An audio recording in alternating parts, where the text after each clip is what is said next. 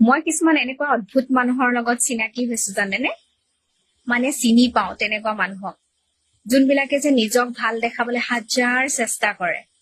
মুঠতে কোনফালে পাৰি নিজক ভাল দেখাব কেনেকৈ পাৰি এটাও মুঠতে ৰাস্তা এৰি নিদিয়ে তেওঁ নিজক ভাল দেখাবলৈ।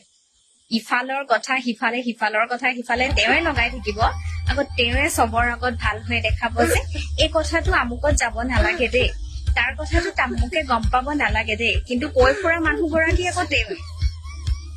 আচৰিত আৰু চবতকৈ বেছি হাঁহি উঠা কথা যে মই তেনেকুৱা মানুহক একো বুলিয়ে পাত্তা নিদিওঁ দেই, কিন্তু তেওঁ মানে কি যেনেকুৱাই কাম কৰি নাথাকক কিয় তেওঁ মানে ফকাচটো সদায় মোৰ ফালে থাকে, মই কি কৰি আছো। এটা টপিক লাগে তেওঁক মোক লৈ লাগিব কাৰণে, মানে চেলু বিচাৰি ফুৰে কেনেকে মানে তাৰ লগত লাগিব পাৰি। মানুহে কিন্তু ঠিকেই কয় দেই, সন্মান বোলা বস্তুটো যে একচুৱেলি এনেই যাকে তাকে দিয়া বস্তু নহয়, বয়স চাই মানুহক সন্মান দিয়া বস্তু নহয়। কিছুমান মানুহৰ বয়স হৈ যায় কিন্তু তেওঁৰ এই ইয়াত যে থকা যে বুদ্ধিকণ এইকণ ইমান কোনো নাবাঢ়ে।